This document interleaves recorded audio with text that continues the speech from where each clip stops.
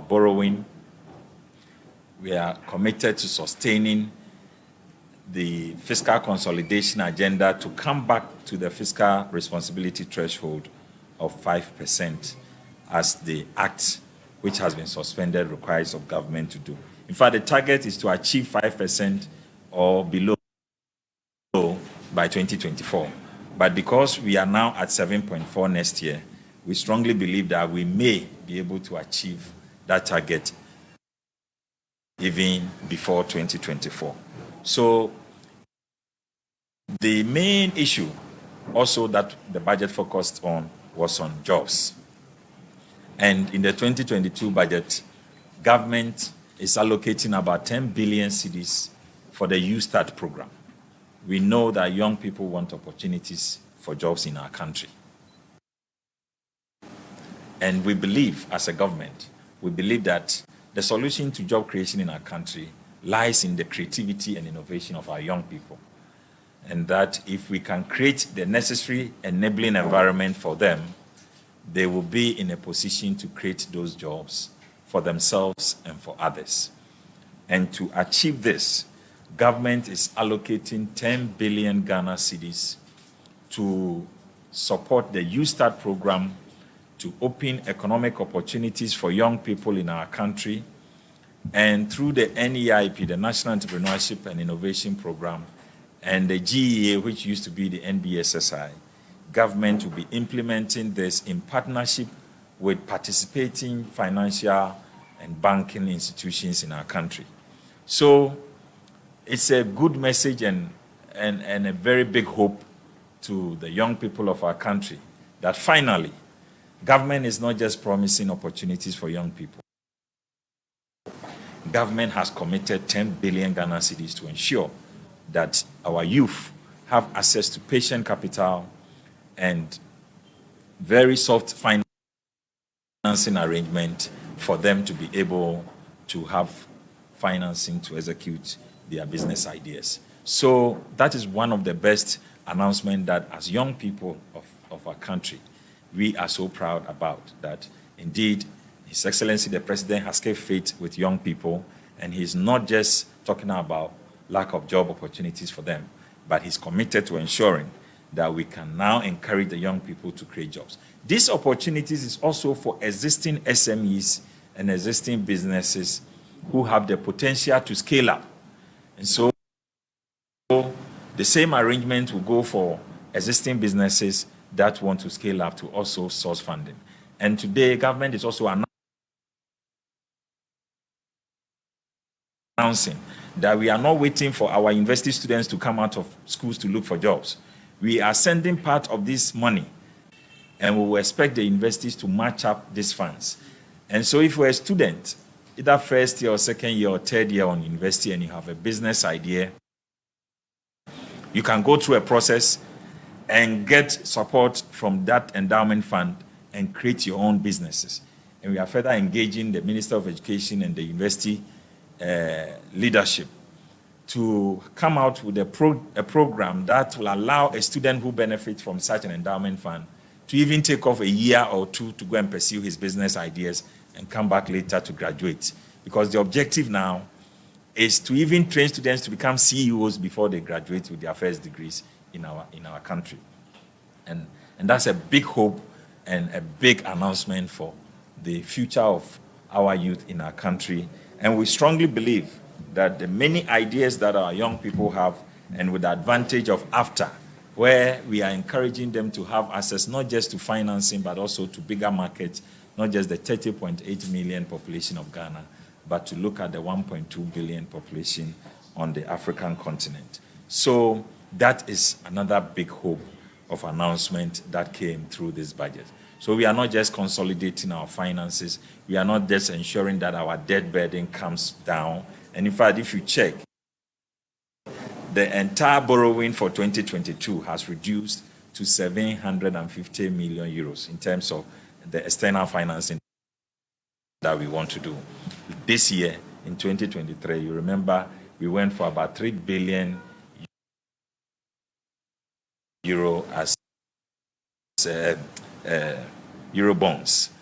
In 2022, that is reduced to about 750 million euro bonds. So it speaks to the commitment of government to reduce our debt burden and to ensure that we are able to respond to the needs of the people.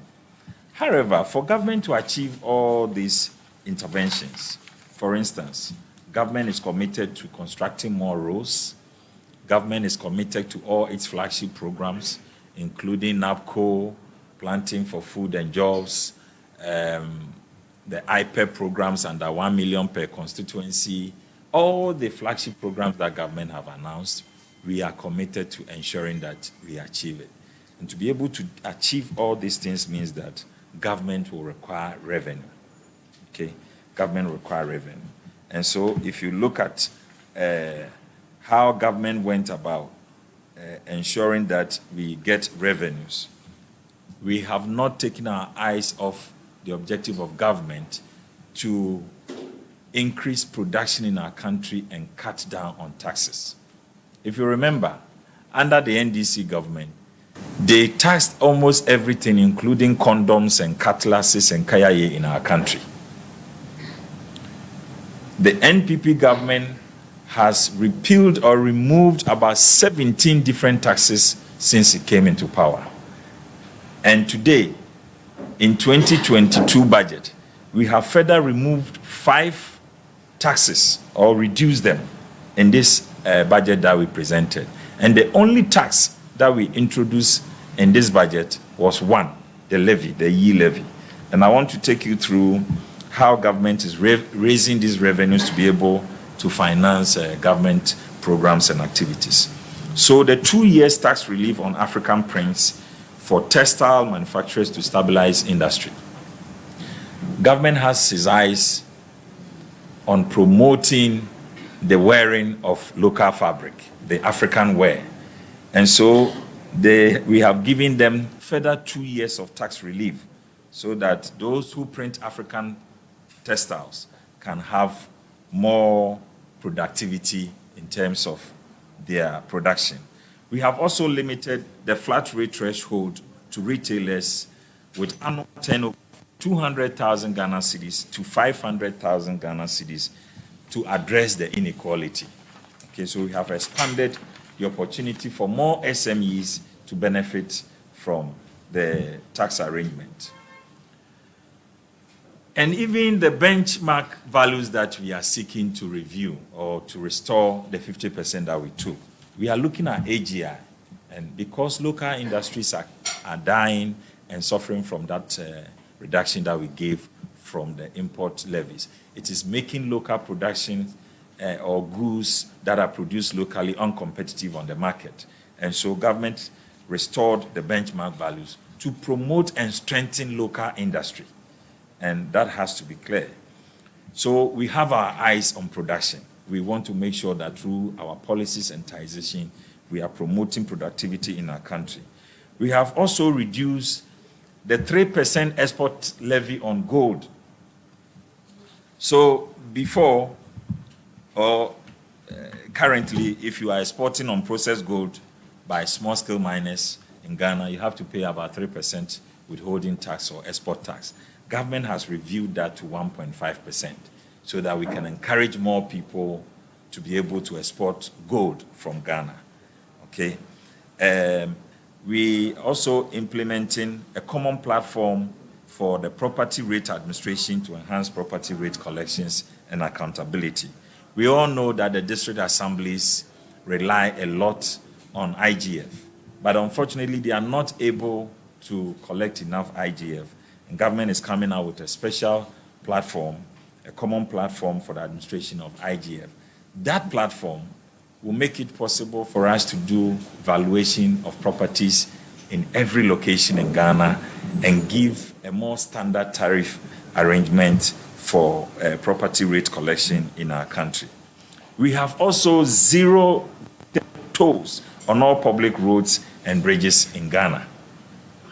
All tolling points will be removed. In fact, not will be removed, they have already been removed. And as we speak, the road minister, in his capacity as the road minister, and under the authority of the Tolls Act, the 1973 Act, NRCD Act 153, okay? Under that authority and under the 1992 Constitution, if you read Article 297 Clause D, it gives the road minister the authority to make such administrative decisions. And please, let's make it clear. The road minister did not repeal the law. He only took administrative decision to suspend the collection of the road toll. He will follow up to Parliament if he wants to revoke or repeal the law. So let's get it clear. It is an administrative decision to suspend the collection of the road toll. And I've stated that the law allows him, the Constitution permits him as a minister of road to do that. And he has done nothing wrong in law by taking those steps. And we want to put that on record. So if you calculate all the interventions I have talked about, over 5 of them are either removing taxes or reducing them so that we can have some relief. For instance, the road toll. Some people have questioned, why are you removing the road toll? So let me just explain it a little bit.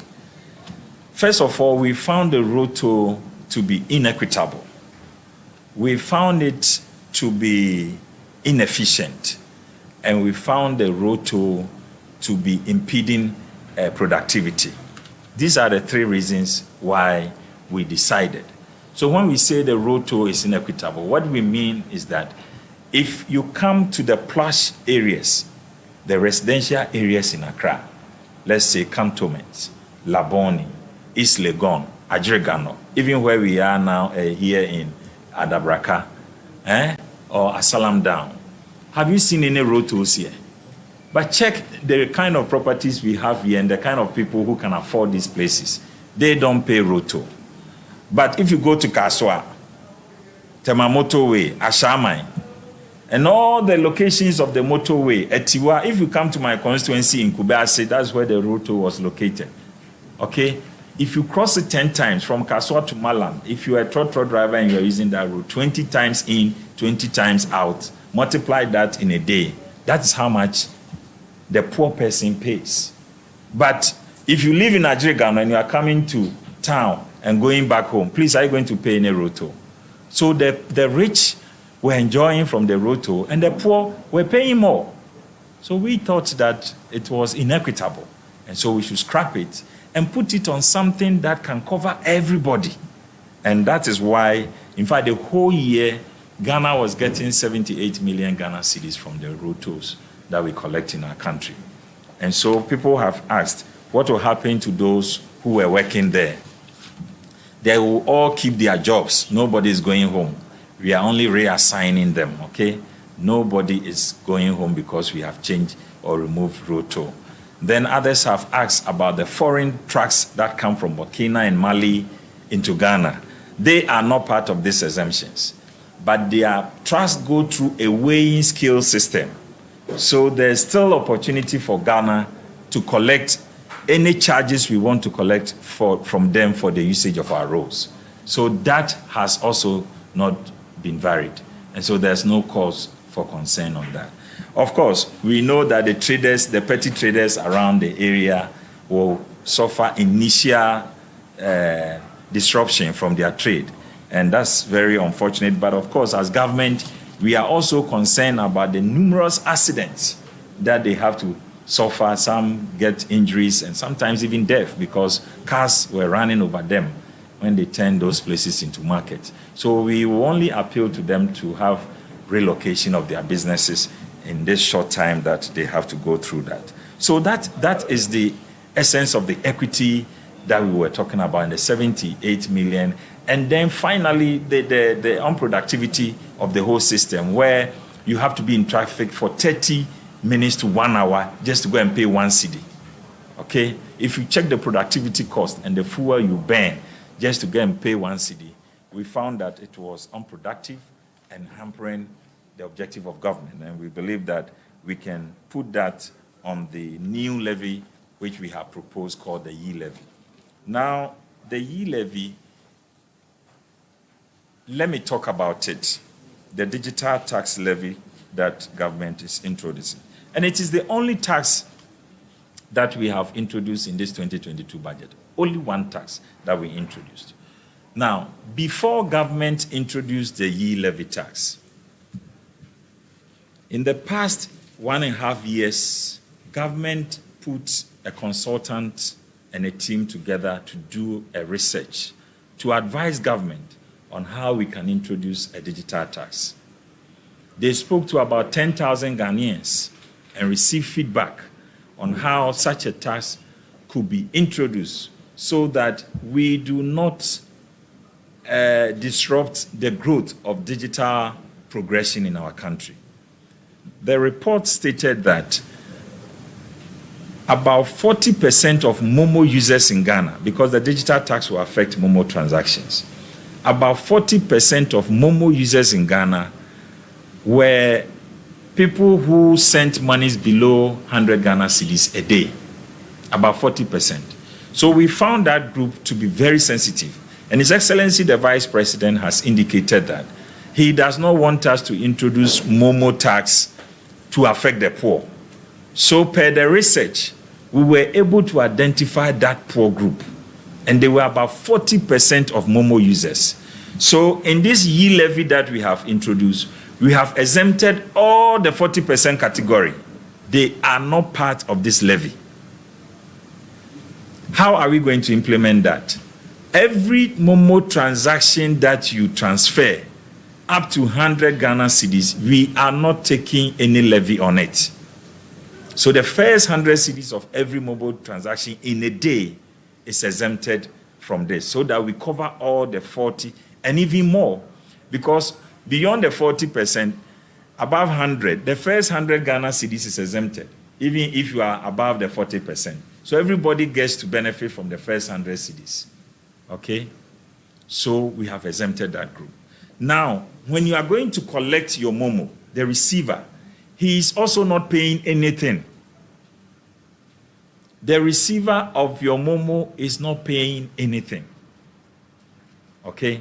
He's also exempted. It's not like if you are withdrawing, if I have sent you Momo, let's say you sent lawyer Boabia Samoa sent 500 Ghana cedis to his grandmother in the village. The grandmother, when he's taking the 500 Ghana cedis, is not paying anything. Okay? Now, lawyer Samoa, who is sending the money, the first 100 cedis on that 500 is exempted. So he will be charged the 1.75% on the 400 cedis of the money that he sent. Please, is that clear? This is what we want to explain to people. So on the Momo transaction, your first 100, okay, so your first 100 cedis transaction is exempted. So if you send money to your mother in the village, she is not going to pay anything. All Momo recipients in Ghana are not going to be levied. You are not going to pay anything on this levy. Now, it is only the sender who will be charged 1.75% of the transaction he's doing. But even that, the first 100 cedis is exempted. So if you send 200 Ghana cedis, first 100 cedis is not covered. You are going to pay 1.75% on the next 100 cedis. So even though you send 200, the Momo will apply, the Momo levy will apply on the second 100 Ghana cedis. Secondly, Ghana has been able to adopt what we call the interoperability, where you can connect your Momo account to your bank account, or from your bank account to your Momo account. All transactions from your Momo account to your bank account, you don't pay anything. And if you transfer money from your bank account to your Momo account, you are not paying anything. It's not covered. It is when you transfer Momo from your account to another account, that is when it will apply. And then we have traditional bank transfers and checks. All those are not covered. But if you transfer to a Momo, or the traditional transfers that they do, the bank have charges on those transfers. The yield transaction will affect the bank transactions, the bank fees. not the customer's funds. Okay? So let's speak to the customer. Your funds that you are transferring is exempted from this yie levy. The money you transfer from your account to your Momo is also exempted. And all the 40% that are covered, the 40% are also not covered. Now, merchant payments using the POS and QR code, they are seen as digital transactions, so they will be covered. So if you use a QR code or you are using a POS to make payment, it is covered. Okay, and then e-commerce and online payments, they will be charged for payments for goods and services. But your bank transfers and checks are not covered. And when you transfer from your own account to, it is not covered. Now, these are some of the important questions that we have heard from people about how the yie levy is going to be applied. And so I just want to assure you that we are going to even further engage more people whilst we put the regulation together, because we have heard suggestions from people that at a point of a certain amount, we should cap it. That proposal has been received, but decision is not taken yet.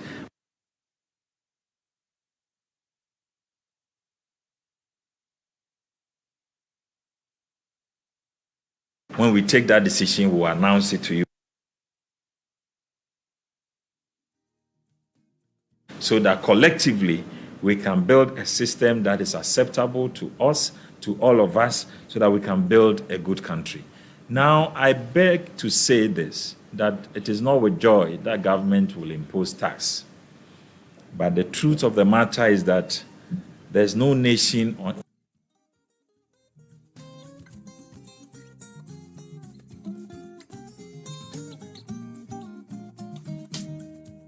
in the world that can be built without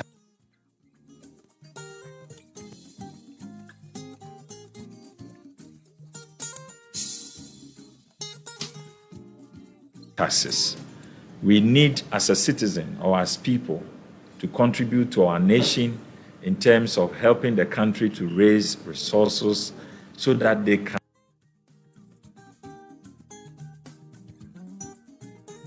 spend in all the things that we expect government to do: build us good roads, build us hospital infrastructure, build us good schools, provide jobs for the young people. And all these things can be done when we are able to help government to raise revenues to address these issues for us. So government is also pleading to the entire citizens in the country that we acknowledge the first time inflation has hit 4.1%. Okay? So they are also crying. Food that used to sell about $29 in America is selling for $60. So there is general hardship. When you imported, Ghana is an import a lot, we import a lot from China. 40-footer container freight as of December 2020 was $3,000. Today, it ranges between $13,000 to $16,000. So there's a big disruption to the global supply chain, and the advice to government every time is that expand the tax base, make it equitable. This Momo levy affects almost everybody in Ghana, both the formal sector and the informal sector. Momo is one thing that though lawyers use, doctors use, judges use, farmers use, carpenters use, electricians use. So it is one thing that it expands to everybody in the country. But taxes must be progressive. So we are targeting not the lower end users of the Momo. We are protecting all the 40% users of Momo who do not transfer more than 100 Ghana cedis. So even though we want to reach everybody, we are still finding a way to protect a certain category of people. So please, let's allow this equitable process to come and help expand the tax base. Let's help government to raise enough revenues so that we'll be able to reach out to the nation in terms of providing quality good roads. Now, the assurance that many people have expressed concern that, yes, we are not against paying this tax, but we want to hear from government that when we pay this 1.75 levy, we want to see how government is going to apply these levies to our roads and give jobs to young people. And I want to, on behalf of government, give you that firm assurance that this road toll, this e-levy that we are replacing, we are going to see aggressive road construction in this country. Because the road toll was giving us 78 million, I've told you. This levy is giving us about 6.9 billion in a year. So imagine when contractors bring their certificates, it takes a long while and government is not able to pay them. So they don't go back to work. Where is the revenues? When we all accept this, what it will mean is that contractors can be paid on time and more roads can be constructed for our country. So we need your support. I have told you about the Youth Start and how young people are being addressed in terms of their financing opportunities to create their own jobs in this country. And so we strongly believe that when you support government in this fight or in this request, government will reciprocate by applying these resources to the productive centers of our economy and make sure that we improve the welfare of our citizens. I thank you very much for the opportunity to address you today. P. In P. Yo.